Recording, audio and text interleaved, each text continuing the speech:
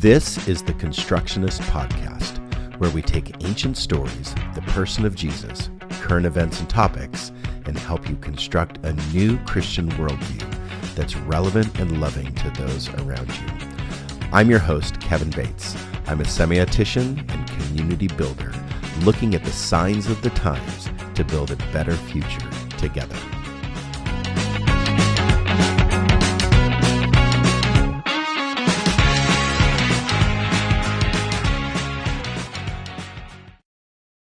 You are tuned into the Constructionist Broadcast, and tonight we are starting with a topic of our basic existence, and we're continuing this topic, actually. We desire for you to be able to navigate your life with a framework that is relevant and loving to people. And so I want to encourage you to tune into this online broadcast each and every week, and ways that you can support our ministry is first, follow us, listen to these, engage with them.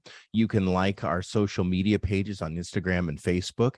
You can make comments on the videos and on the social media platforms. And you can financially support our ministry through our website, resonatelife.org, under the Give tab. That's resonatelife.org under the Give tab. So you are joining us live on Thursday night at 8 o'clock p.m. for this broadcast, and this will be replayed as through the week and as a part of our Sunday morning broadcast as well. So I am joined today with Shreya Bodner and Jake Flug, two of my leaders. Good evening, Shreya and Jake. Hello. Well, should I start from the beginning? Very beginning. Okay. I mean, thank you. We lost you at how many weeks or months we'd been in this topic. So you heard an introduction, you heard a few things. All right.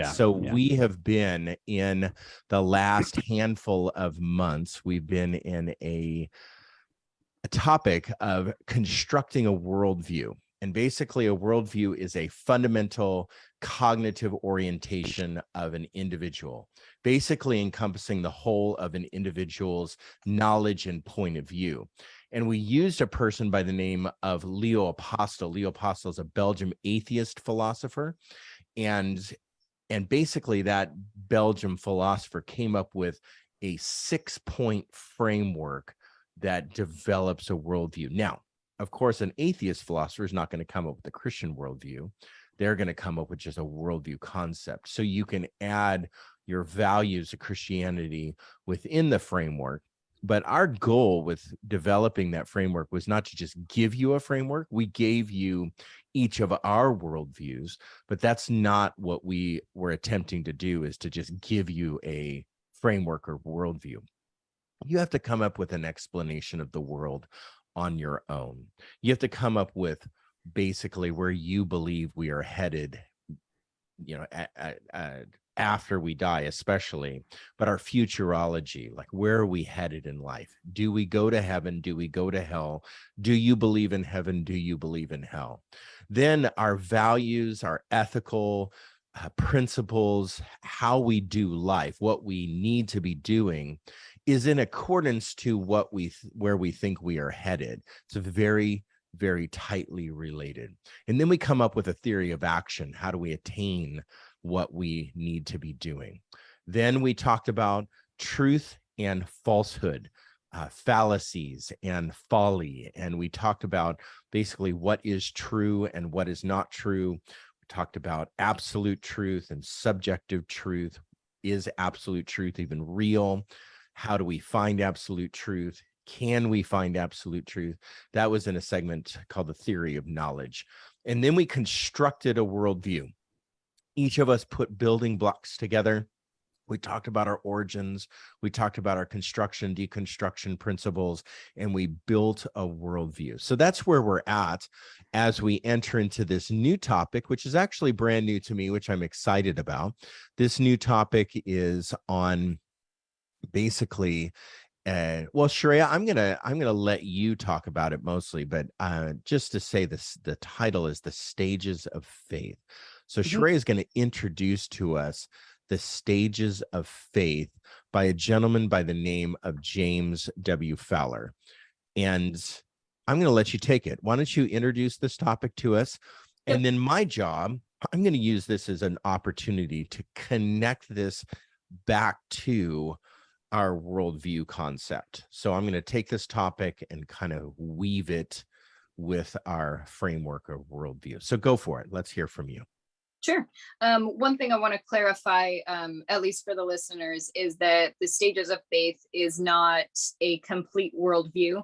So it's not necessarily functioning in the same way as the material from our previous series does.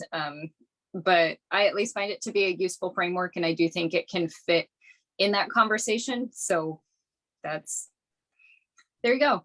So I read Fowler's Stages of Faith during deconstruction and found it super helpful for understanding what I was experiencing. And that's why I wanted to share it on the broadcast. So we'll take about a minute to find out who Fowler was, spend about 10 to 15 minutes talking through his framework, and then open it up for dialogue. I have a couple thoughts about why I find this framework relevant, and I imagine that Kevin and Jake, you will have some thoughts as well. I have thoughts always. You do. Thanks. So James W. Fowler, he was a white man, so that means he comes from a certain perspective. He was part of the United Methodist movement as a pastor and a professor of theology and human development at Emory University. And he was also the director for the Center for Research on Faith and Moral Development. So that just gives kind of a brief picture of the focus of his work and his background and point of view. In 1981, he published the book Stages of Faith. The subtitle is The Psychology of Human Development and the Quest for Meaning. So Stages of Faith provides a framework for understanding how one's faith may change and develop over the course of one's lifetime. I think it's helpful to remember that frameworks of this sort are describing a phenomena. So it's an attempt to make sense of a changing faith. It isn't necessarily the way things are or the way that things should be. It's just one way of making sense of observable changes in faith. So take what's useful, leave what isn't. Don't feel like you have to fit yourself into this framework because it's just one tool. Fowler developed his framework after the work of developmental psychologists like Jean Piaget, Erik Erikson, and Lawrence Kohlberg. So if those names are familiar to you, you might work in the mental health field or the education field. If they're not familiar, the important part to know is that they also created frameworks to understand psychological and moral development. Fowler used their work to describe how faith develops. And rather than confine faith to one correct religion, he defines it as a way of interacting with the universe and creating meaning in life. So it's broad enough to include most, if not all, religions, at least in Western thought, as well as some atheistic worldviews. And faith is a way of interacting with the universe and creating life. So that's some background, and we're ready to go into the framework. Is it possible to share the slide that gives the framework? Yeah. So before we continue, my first thought that I just want to throw out there with stages. When I hear the word stage, do you think that stages are, he gives such concrete ages to these stages? So before people hear this, do you believe that there are concrete ages to stages? I think there's some fluidity. The ages, and I'll talk about it a little as I go through, but it corresponds with the work of developmental psychologists who do put ages to their stages as well. Okay. So we'll follow that closely, and then yeah, okay. Like I think it is fluid, and not everybody like fits the mold perfectly, but it's a guideline, an age range. Got it. Okay, go for it. I'm all cool. ears. All right, so we're going to look at the different stages, and Jake, feel free to pull the slide up or down or whatever as you find it useful. So there are 7 primary stages, starting with stage 0. Stage 0 is called undifferentiated faith. It occurs from birth to about 2 years of age. If you're into developmental psychology, this corresponds to Piaget's sensory motor phase and Erikson's trust versus mistrust phase. This stage involves developing a sense of security, attachment, trust, and consistency from parents, and that will later form the basis for feelings of trust and attachment to the universe or to the divine.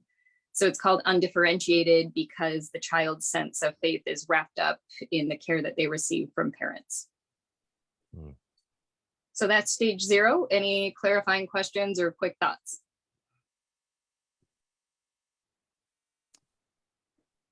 Not yet. I don't have All any right. yet. No, keep going. Cool.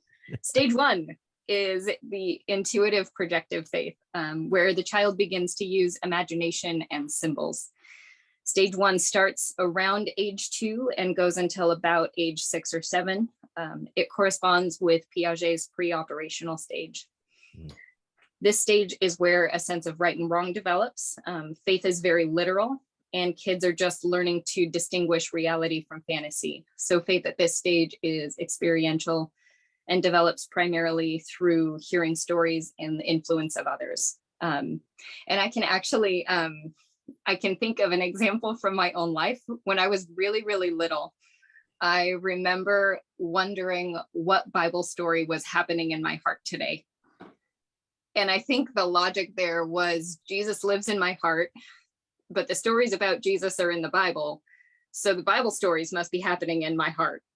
And so with that, you can see like there's not a clear line between reality and fantasy. There's an emphasis on the stories and kind of a literalness to it. Mm-hmm. So that's stage 1. Any clarifying questions or quick thoughts? So when I hear literal, when I hear concrete, when I hear visual, it reminds me of the Enneagram and people who are, 1s or 8s on the Enneagram take things very literally or concrete, visually. Reminds me of learning styles or learning modalities where somebody's a visual analytic or a visual creative. So that harkens back to Freudian philosophy where people get stuck. It reminds me, it doesn't, no, it harkens back to that where people sometimes get stuck in stages. So I have sometimes difficulty with others because they are not moving from stage 1 into, or maybe even a 0. They're not willing or able. They don't have the tools to move from 0 to 1. So I'm wondering if there's like a set of tools or maybe some encouragement that if somebody feels like, they have mommy's faith still, literally, like mommy and daddy's faith, that they live in that primal environment that they need their mom to have or need their dad to have a Christianity. Yeah. Is there a tool to move through these stages? I think that's a great question. I'm not prepared to answer it, but I imagine if I were to find some books. Well, let's just hang that ornament on the tree. Yeah. Let's just hang that on the tree a little bit. Since it's Christmas, we can use those metaphors. Yeah. Getting too close to Christmas. So let's just hang that ornament on the tree and just wait, because I'm really interested in unpacking the spaces in between. Yeah. Okay. Stage 2. Go for it. So stage 2 is mythic literal faith, and it starts around age 6 or 7 and usually lasts until early adolescence, like 12-ish. And it corresponds with Piaget's concrete operational stage. And this is when information gets organized into stories and moral rules that are concretely understood. So kids in this stage have a really strong sense of justice and fairness. And the stories from one's faith tradition are understood at a moral level. So the Bible stories are there to teach us how to be a good person, what goodness is, what badness is, what is right and wrong. So that's mythic literal faith. Any clarifying questions? Define reciprocity and anthropomorphic. Oh, that's, There's some big words in there for big people. there is. I didn't look at my diagram close. I think, so they're linking the reciprocity of the universe to justice. So I think the intent there is that almost like karma, good people get good things, bad people get bad things. I was wondering if that's where it was going, in exchange. I think so. Quid pro quo. Yeah. Yeah. Okay. And then deities are almost always anthropomorphic. So at the very least, putting human qualities onto what we believe about God. So God is related to my father again. I think so. My Yeah. abusive dad, which my dad wasn't abusive, but my abusive dad, let's say I had an abusive dad, Right. is equated to my, okay. I think it's that- that, and also the transcendent qualities of God are a little hard to grasp. All gods are created as human. Yeah. In human form. As I read through this, I think, and I just want to pull the ages off of it. Mhm. A lot of people find themselves stuck in this place. Mm. So I think when you start to the next three stages are more actualizing, Yeah. where this is very much not reaching that, as you said, transcendence before. Right. That it's very, how does this affect me? Mhm. But you can keep going. Go for it. Okay, so on to stage 3. Yep. Stage 3 is synthetic conventional faith. It lasts from about age 12 to age 18, although many people stay stuck in this stage their whole life. It corresponds to Piaget's formal operational stage. Stage 3 faith involves an identification with a religious institution, a belief system, or an authority. So defining oneself as a member of this group. I am a Christian, and that is my primary identity. It's who I am. This stage is where one's faith really becomes one's own and not what one grew up with. So I think for a lot of us who were in youth group, we had conversations about what it meant to make your faith your own and not your parents' faith. Because developmentally, we're at that place of figuring out how to have our own faith.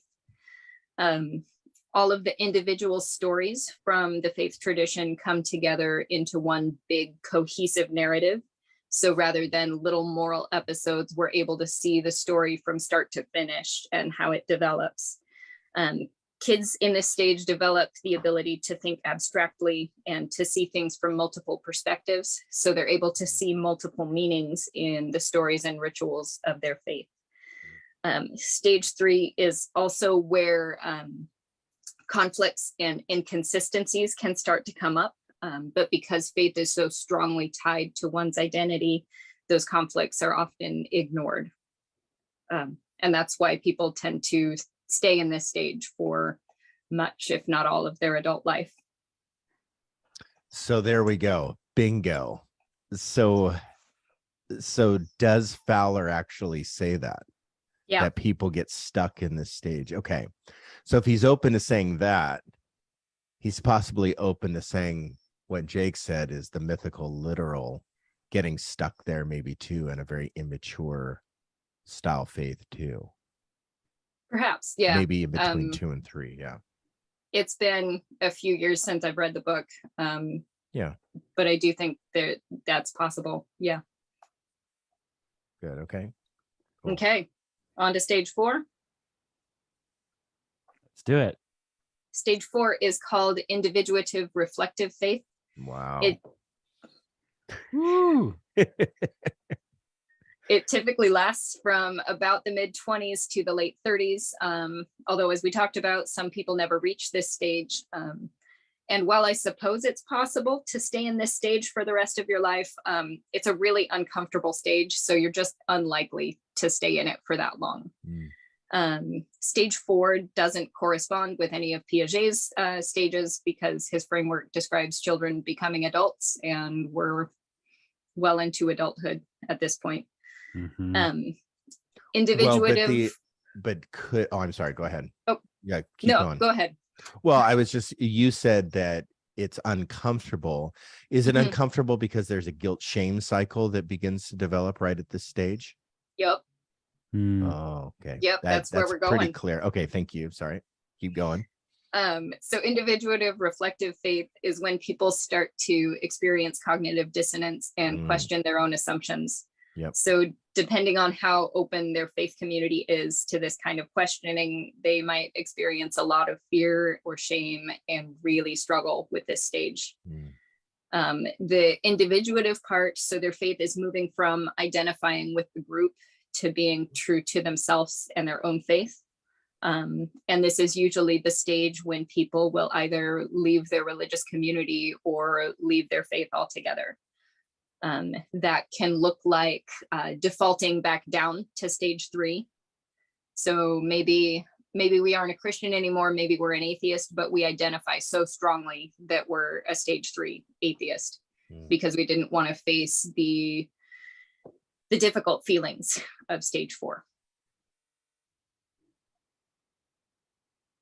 So that's stage 4. Oh, wow. So there's a lot there. So let's go back to stage 4 when we're done, because I want to. Me too. Okay, good. All right. And then stage 5 is called conjunctive faith. This is usually experienced in midlife, although I suppose it depends on how long you can last in stage 4. This stage is when a person becomes comfortable with the mysteries of faith. So they may have resolved some of their questions from stage 4. They may still have plenty of those questions held over from stage 4, but those questions no longer evoke the same fear and shame that they experienced in the previous stage. There's room for paradox and a sense of peace in the lack of control or certainty. The deep reflection of the previous stage gives way to a focus on community, but without the need to place one's whole identity in that community, as with stage 3.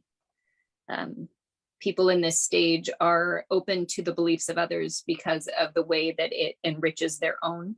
So there's kind of a movement away from relativism and towards what I'd call particularism. So it's less all religions are right and more this religion is right for me.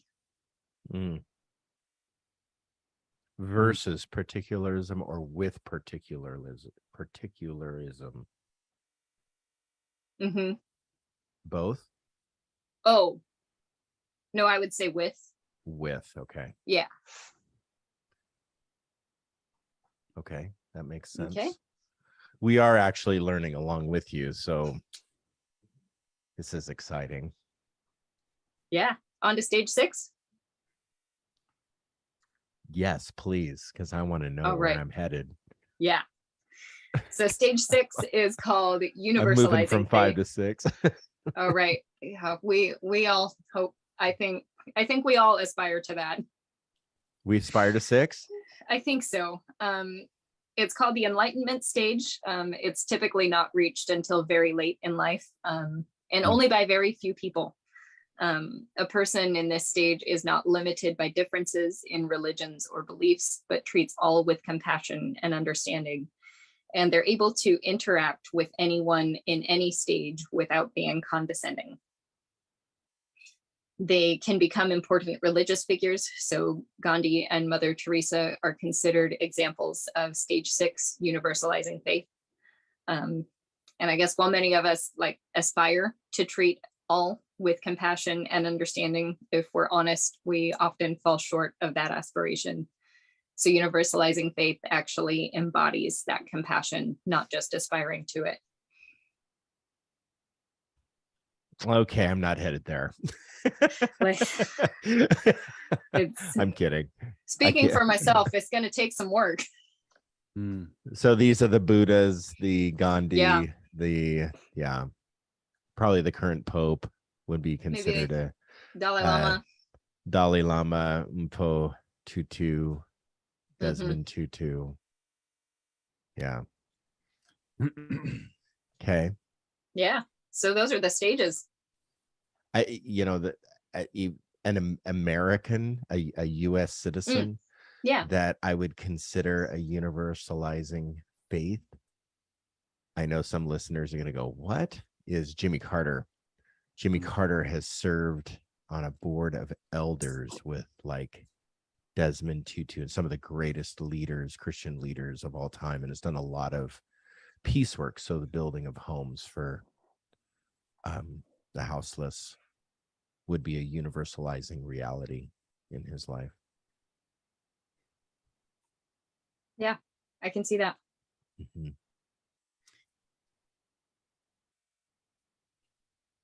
So what do you think? Wow. Oh boy. Okay.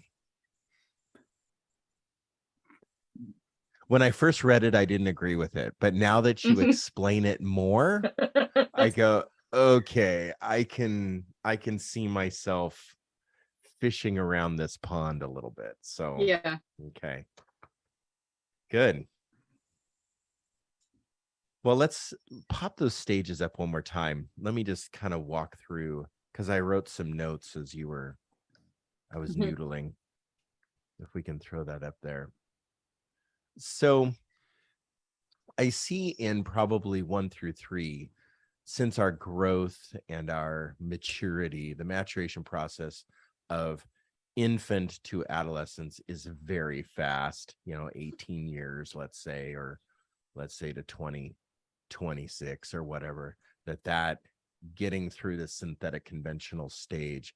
But then we have from our quarter century all the way to, 85, 90 years old to attain the next 3.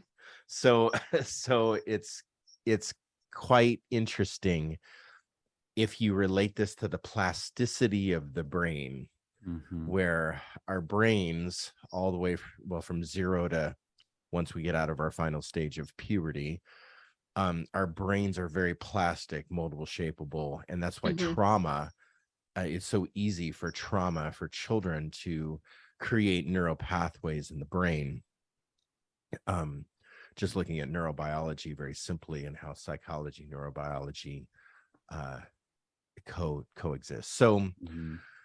So our brains are very plastic. Then they turn hardened, literally, like hard-headed, if you want to use that metaphor. But it's very difficult to teach an old dog new tricks. So, so the older we get, if we're not set up with the right environment I would say, in the individuative, reflective environment, if we're not set up properly to experience that stage, then we have a chance of never maturing in our faith. Yeah. And I think, Shreya, you nailed something that has been existing in our culture with especially the US Christianity version or Euro Christianity for literally centuries, that we do not allow. And you said it wasn't my words, that there's not an environment that we've created to allow even questioning. We allow some questions, but like even the person that's just doubting and questioning and freaking out, that Santa Claus doesn't exist, neither does Jesus, so we like have this like tear apart deconstruction phase. But if there's not an environment for it, what we do is we just say, I don't want anything to do with this anymore. Or you got to believe. Right. And we just, which is not helpful. it's not helpful. So we just stay there. And I think then going back to, you said, if we're not able, or we don't have the environment for Mhm. stage 4, then we slip back into stage 3. I would actually argue that that's probably the movement that we're going to Most make. often, 'Cause- right. Because like, to actually go to a next stage, if stage theory is actually correct, to go to the next stage, you just can't skip a stage. Right. If especially this stage theory. So we bounce back to stage 3, which is the synthetic conventional. And this is where, when you ask somebody, are you a Christian? And they say, oh yeah. And then they have no backing of that. Okay, Right. what does that mean? Does that mean you attend church? Does that mean that you got baptized one time? Does that mean that you go to Christmas, Easter services? Does that mean you bring your 80-year-old aunt to church? Or like, you get this, you're a Christian, right? And they say, yeah, I'm Presbyterian. Or yeah, well, or they'll say, you're a Christian, right? You'll ask that question, you're a Christian? And they'll say, well, I'm Catholic. And then they have this like differentiation from being a Christian to the identity of denomination or congregation. So they immediately, now us being like non-liturgical, or more I don't want to use these words, but more evangelical, right? Free flow? More non-denominational. Yeah. But I would argue that that's not really a thing anymore anyway. But so we're supposedly non-denominational. So we don't have those identity pieces of, well, yeah, I'm Catholic, or no, Right. I'm Catholic, or yeah, I'm a Presbyterian, or oh, yeah, I'm Anglican, or Episcopal. Those are our identity markers, and then we stay there.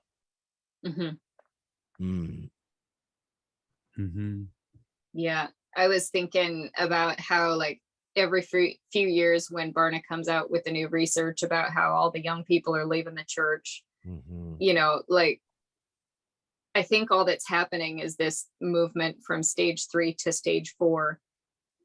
But the stage 3 folks don't understand that it's a growing faith, and so they freak out.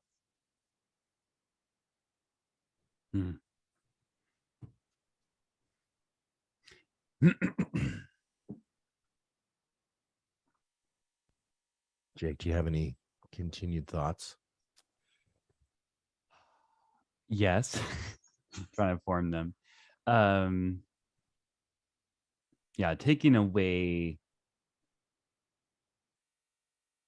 off of Paget's and going more into looking at age doesn't necessarily mean I wouldn't put an actual age on these steps.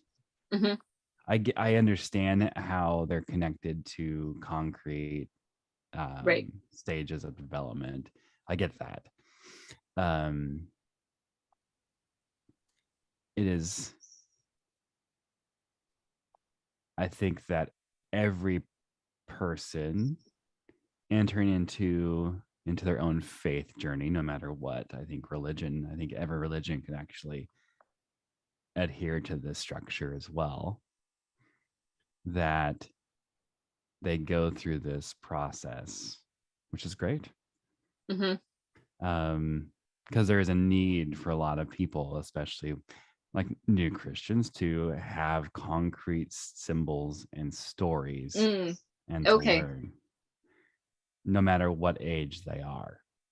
That makes sense. Yeah. And then to move into the next understanding of this reciprocity, quid pro quo, as we said before, like God as an example of my own father, right? That could be at any age. And then get into the personal myth of the narrative. I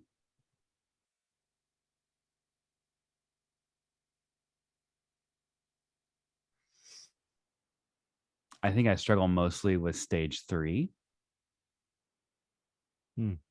What part of How it? come?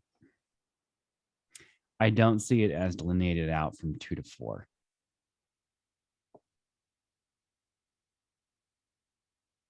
Okay. I get where they're going with it. I Mhm. understand it. I would want to read more of why 3 is his actual stage. Okay. You think it could be mostly lumped with 2? I think it get mostly lumped with 2 and 4 together. Oh, So I think the difference in between 2 to 4 is this idea of 2 is things that are outside of my control, okay. and 4 is the things that are inside of my control I have a responsibility for, Hmm.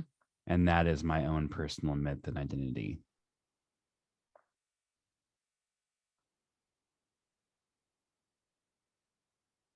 Any thoughts? Well, I think What you're go ahead. what you're saying makes sense. I'd also, I think, have to do a little more reading to Dig that get one out. into that. Yeah. Make it plainer, Jake. Like say it more plain. Gosh, I'm trying. The guy, like, the conformity to of a personal myth and identity, I think, moves you from stage 2 to 4, where things are not, like, 2 is everything in the universe is outside of my control. Like there's a strong sense of justice, reciprocity, like it says, Right. but everything is outside of my control. Hmm. And I am just a pawn in this play. And then 4 is I do have responsibility and control of some things, my Right. belief structure, my values, my learning, my understanding of the universe. And that comes from a personal myth and identity. So maybe I just answered the question of 2 is this, 3 is the step from 2 to 4. That's why we call this our thinking space, huh? There you go. Mhm. That's it. Well, I think that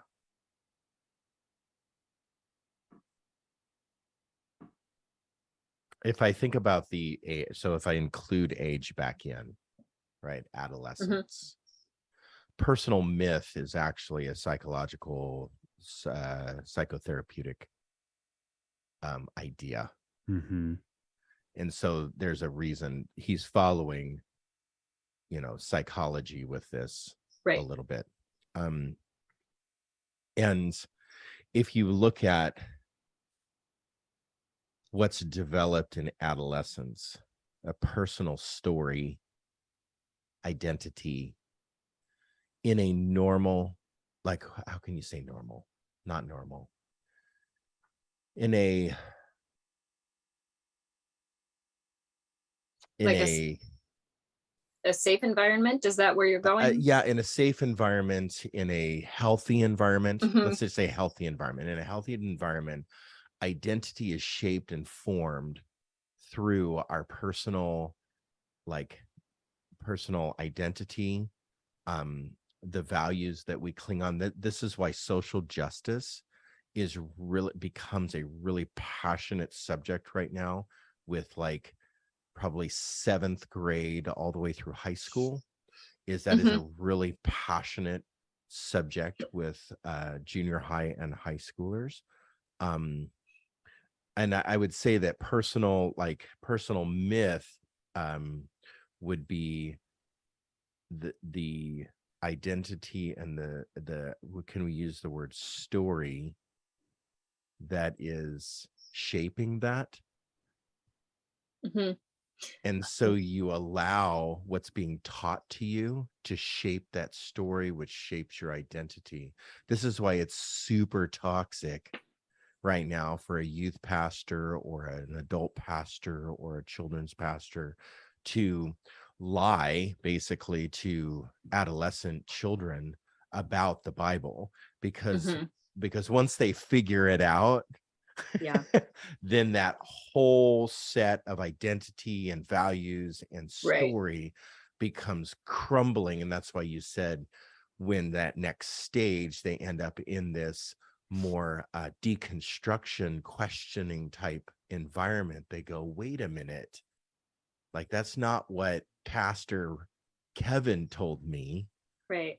And then their whole world crumbles at that. And I've witnessed that happen. And they question everything at that point. Well, they just throw it all out, you know, because we taught one version of the creation story, and then they wake up and hear something different, and therefore Jesus can't be, you know, resurrected anymore. And the whole thing comes crashing down for them. So I think that it's a valid stage. At what point does that happen? Because you said we could get stuck in stage 3. So I think that's why, Jake, you're probably struggling with, well, stage 3 doesn't seem like it fits, because I think there's a lot of people stuck there. Yeah. Because actually, you're right, Sheree, it does not happen at the level that it needs to happen. Right.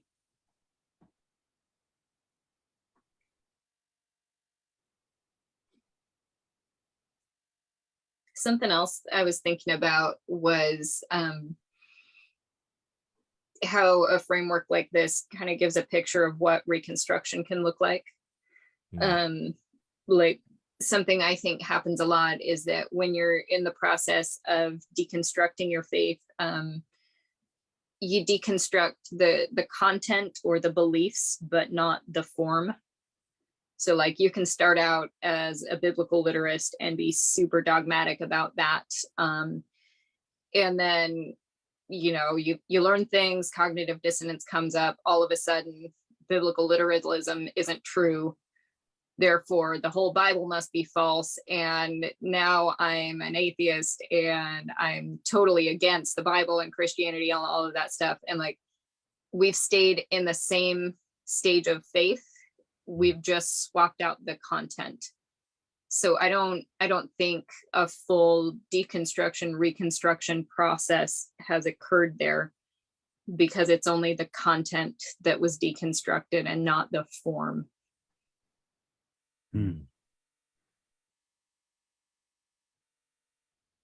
So how do you think the Enneagram relates to this, like our personality types?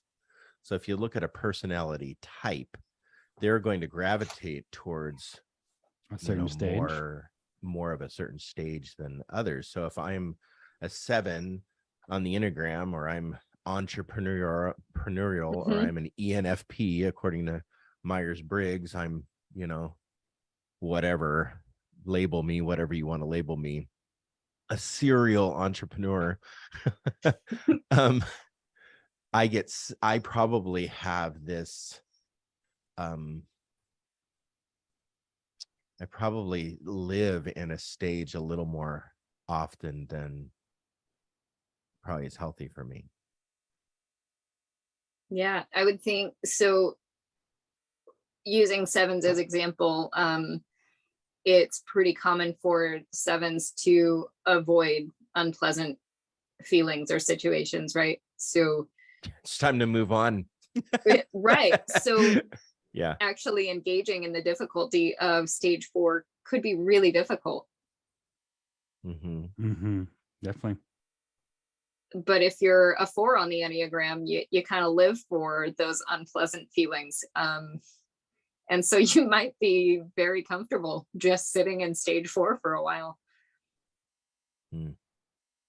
I have been sitting in stage 4 for a while, actually. If I was completely honest, I mean, stage 4 has been just, you know, It sucks. Actually it doesn't for me. If you think about like the idea of personal myth, right? Mhm. The things that shaped who I am, I think you have to go back to who the hierarchy of needs. Maslow. Maslow. That's a different person. All three of us said it differently. Yeah, Maslow's hierarchy of needs. Maslow. It's not Pavlov, that's for sure. It's not Pavlov. Yeah. So Maslow. Sorry, it's Maslow. His hierarchy of needs. We were taught certain things about what we needed. Mhm. I mean, honestly, you were taught at some point that you needed air to breathe and water and sleep and some kind of food, and maybe we were taught a poor set of that. We were taught a poor foundational set of needs. If you move to like security, sociability, psychology, those kinds of needs, our story, our backgrounds, our environments, our growing up, how we were raised, all of that interplays with that hierarchy of needs, coming to self-actualization of, I'm at one with myself and I come up with a set of values and set of, let's say, problem solving skills, and I'm able to navigate through conflict and able to just live life now. So now I have this personal identity. Mm-hmm. But simultaneously, my brain, that's why with children are very resilient. Children can get hurt and they can make it. They really can make it. And you think about like what happens to us as an adult versus children. Lots of things happened to me as a child that I think that if it happened to me today, I don't know if I could recover. But because it happened to me as a child with a very plastic brain, and yes, I developed neural pathways that maybe weren't healthy and such, but I was able to grow through them and able to change. And I think that one of the things that changes the plasticity of our brain, the neuroplasticity of our brain, is an actual thing, is probably play, music, play, creativity, using my brain to develop and work with hands. And it's kind of like you're knitting, Sharia, like actually being creative helps develop the neuroplasticity of your brain. Your brain isn't as hard because of those things. So new ideas and new thoughts, and I'm not so closed to the world. And that's what it takes to move, I think, from stage 3 through 4 to 5 is play, is some form. And it's proven that and if you watch Huberman's, listen to Huberman's podcast online, just go huberman.com, hubermanlab.com. You will find different techniques and ideas to change the neuroplasticity of our brains, and be able to move through stages, to be more open. Like mindfulness is one of those things that changes the neuroplasticity of our brain. And that's why mindfulness is so important to reduce stress, because stress many times is because we're facing unknown realities. So we face something that's unknown and we're just taken off guard, and oh my goodness, now I need to do this and I can't figure that out. Well, mindfulness and becoming mindful of situations changes neuroplasticity. I think exercise can do the same thing. I think entering into competitions where you're like with people and exercising and like running a race could literally change the what's that called? It's a selected stress. You're putting yourself under a very healthy selected stress that makes your brain operate differently. It's muscle memory.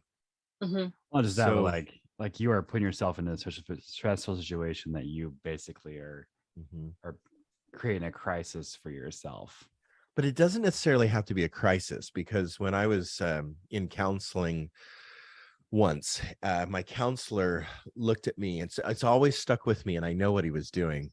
He said, I want you to get up every day and take a shower and brush your teeth and get ready for the day. And I want you to start your day by going out and smelling the roses. And, and I just kind of looked at him like, okay, I don't know where roses grow, but but that's the first thing I thought. And then the second thing I thought was, okay, I get what you're saying, but then what good is that? And when I started practicing just going for a walk, looking at nature, being involved in creation, it literally changed my mind. Mm-hmm. It changed my mind. I think we So- can also talk about the liminality of each step as well. Oh yeah, definitely. talked Well, about that's that's the spaces in between. The spaces in between. So liminality is an idea of, gosh, what was his name? Talking about when you walk through the doorway into the next stage of life. And so a walkabout. I'll look him up here really quick. Liminality was developed by an anthropologist by the name of but keep talking. Like the Maasai and their hunting trips, or Right. The Aborigines in Australia and their walkabouts, or they have different coming of age ideas that moves a person from childhood to adulthood. Mm-hmm. And like in the Western culture, we lack that significant step. Yeah. You're thinking of Victor Turner. Probably it was first developed by Arnold van Gennep, but you're thinking of Victor Turner. Yes, and I'm not quite sure I'm thinking of, but that's probably it's probably who you're thinking of. Like in the Latina culture, it's quinceañeras, and you have major liminal experiences from stage of life to stage bar of life. Mitzvahs for Jewish tradition. Yeah, bat mitzvahs, bar mitzvahs. What are some other ones? Well, a liminal experience for just common culture would be a graduation. Yeah. So going to a graduation ceremony is like a liminal experience. Next stage. Yeah, that's a very common one. Each of these stages that we're looking at right now have some sort of liminality from point to point. And so just the verbiage change of how much at each stage you're taking on responsibility piece by piece. And so a lot of the times we talk about faith having to be our own, or faith being not our parents' faith or our understanding. I think it's wrong to say our personal relationship with Jesus. I don't think we should ever go to that stage, that step. But how you personally understand things and take responsibility for that.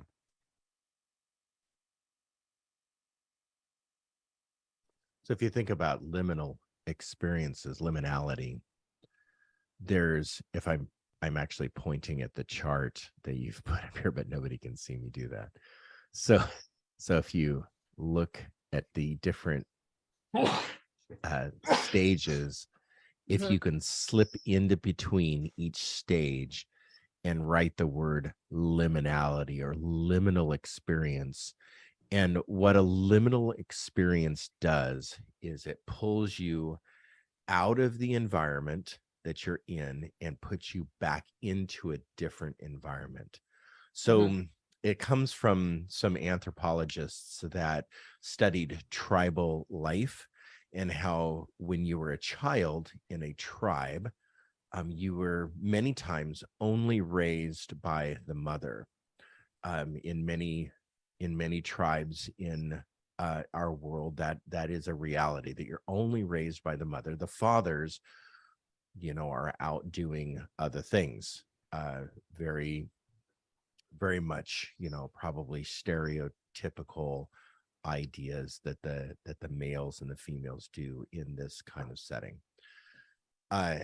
When the child gets old enough, and this is the study that Victor Turner did, where he studied when children got to a certain age, they left the mother's camp and they went with the dads, and the dads took them out into the wilderness, and then they had this experience. Now, some of us would think that experience is fairly violent, and pretty much life altering and maybe even traumatic. Yet that's what some tribes engage in, is they go on a big hunting expedition, or they go, this is where sometimes the males, the boys are circumcised. They will go do that, or they'll go have literally a physical and mental and spiritual experience outside of the camp. Then when they enter back into the camp, they live in the male side of the camp. Mhm. So they don't go back to the female side of the camp, they go to the male side again. So that was a study done way back in the day on tribal liminality. But what was interesting to me when I've studied liminality is you move in social hierarchy. So when you get old enough in one level or one stage, you're like big man on campus, big lady on campus. You're like the cream of the crop. I'm the mature one, or whatever. And then when you go through the liminal experience and enter that next stage, you're very immature. At the bottom again. You're at the bottom of Right. the social hierarchy again. So if you applied that same principle, what it takes to move in social hierarchy is social activity, which is what we call community. And so each one of these stages, a requirement, almost, I would say, to move from one stage to the next and have some kind of liminal experience between the two, would be a community of people around us helping us through the process or through the stage. Mhm. I think it would be impossible to do this literally on your own. Yeah. Well, and something that came up for me as you were saying that, like, I think when we have communities where most folks are stuck in a stage 3 and not able to move beyond that, nobody else is able to move beyond that either, because you don't have your like elders, so to speak, Yeah. Mm-hmm. who have gone to the next stage and can walk you through that process. Yeah. So then you're just keeping your whole community stuck in immaturity. Yeah, it's a control. especially especially in stage 4.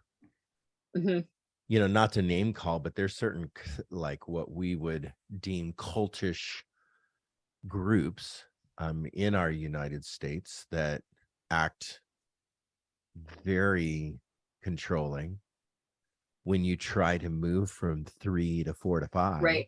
Right. That's just not an option. 4 is not an option. And they expect you to move from a very, I guess, synthetic conventional faith to a universalizing faith. No, actually, they wouldn't even. They want to keep you right there. They believe that people who believe that their way is the highway keep you at stage 3. Mm-hmm. No questions allowed. No. Power comes with keeping people below. Right. Yeah. Mm-hmm. And the same level that you are in. Right. And part of stage 3 is your whole identity is attached to this group. So anyone asking questions is a direct threat to your identity. Mm-hmm. Right. Yeah. That's why they call books that are, question or knock their cultish religion. They call that material anti-material. They think that it's Mm. anti. So they actually do not, many times, some of these groups, these religious groups, do not allow their congregants to even read, get educated, seek counseling. They don't seek counseling. They don't seek help of any kind. It's only help within the group, only books within the group. It's very closed. Definitely. Oh, Because they want to stop those liminal experiences. right. Right. So where do you think tradition fits into this? What do you mean? Well, we have traditions Yeah. like Advent. Uh-huh. We have traditions like Easter traditions as well. Okay. You could even say that dyeing eggs is a tradition of the church. Sure. Traditions like the ecclesiological or liturgical calendar, the You're talking about, rhythms, like, the seasons. traditions like a baptism, communion. Well, I would say that baptism is probably a liminal style experience. I would argue for that, but I would argue that everything you said could produce liminality. Yeah. or does it produce stuckness? No, I think that, like, in the right context, dyeing eggs or even Advent or Lent or however you do them and perform them could move you on to a deeper and more free understanding. When we talk about things that can trigger, and we are talking about triggering deconstruction from concreteness to abstract to openness. I think if I put the last stage as openness, Yeah. I think that those traditions, those ideas can actually trigger the next step. That's why we have them. Yeah. So in stage 3, you develop the ability to see and hold multiple meanings in a given story or a given ritual or tradition. And I think you still carry that gift as you move into the other stages as well. So I think all along the journey, there's room for our traditions to surprise us and delight us and bring new things and feelings to our understanding.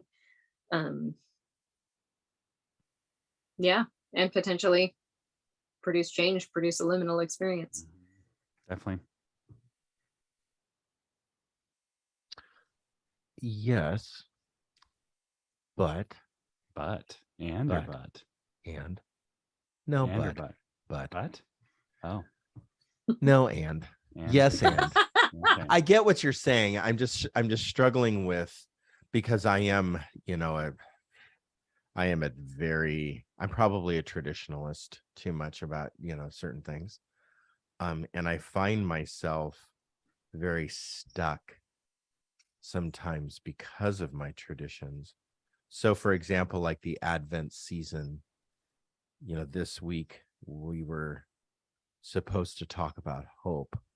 And I did write on hope for the sermon. Yet I kept asking myself, how many sermons have I written and preached on hope? And people still, number one, don't get it. And number two, do we have to talk about this again, like right now? So sometimes I feel like a calendar or a tradition, this is the season we're in and we have to preach these things, or teach or do, or hang the gold flags or whatever, that it creates a grounding, yes, but because my brain is so exploratory, that I sometimes feel held back in a sense.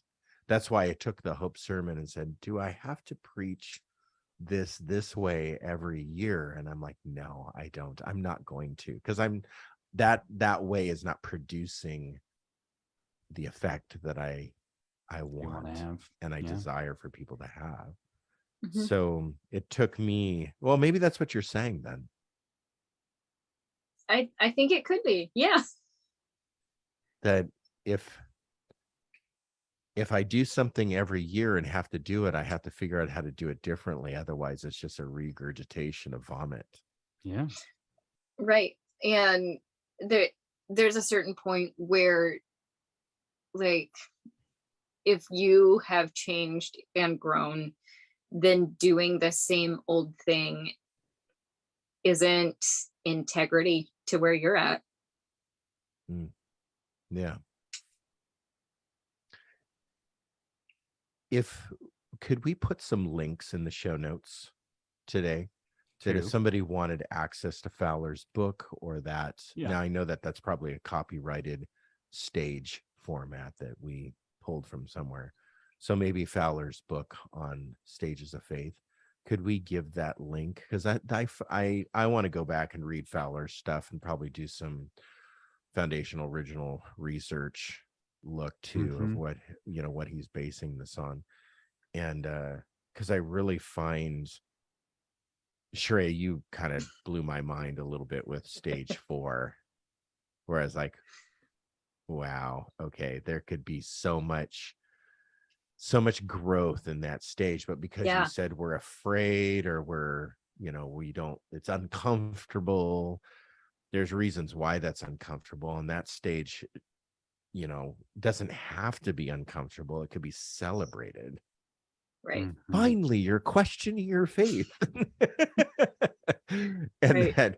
that somebody can grow through that and come up with like new thoughts and new ideas and amazing ministry ideas and contribution to our society versus the same. Right.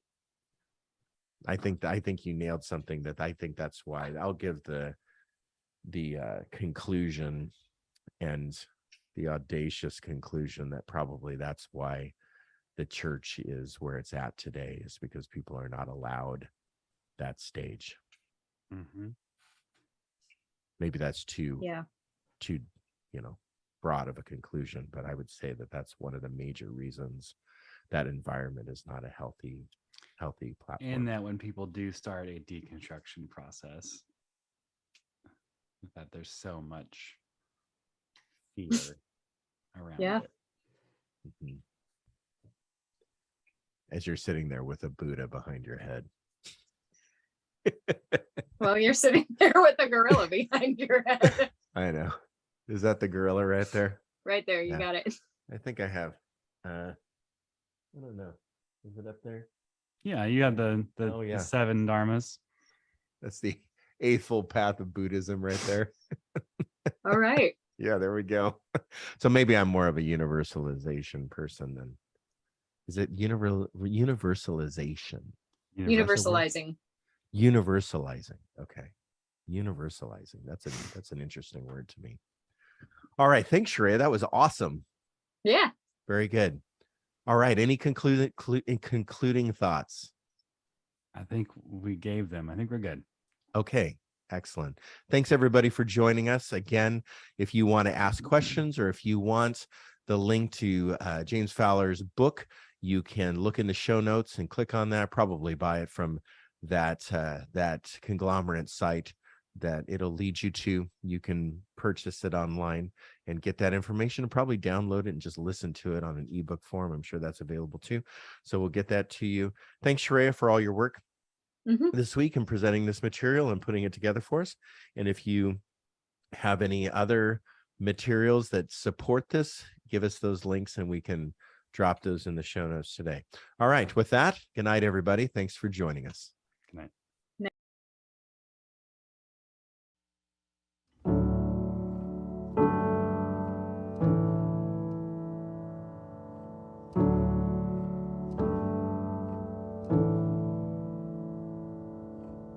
Gracious Father, we give you praise and thanks for this holy communion, the body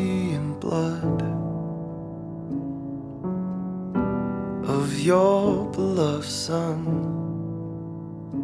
The body is broken, God's love poured open to make us new.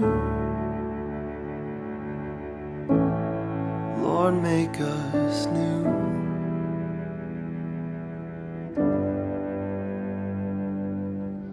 Abba, Father, we bless your name and take part in this holy communion. Make us all one, to love like your Son.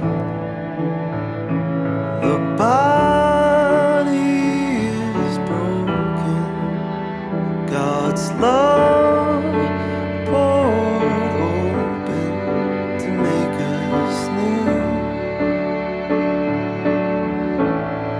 Lord, make us new.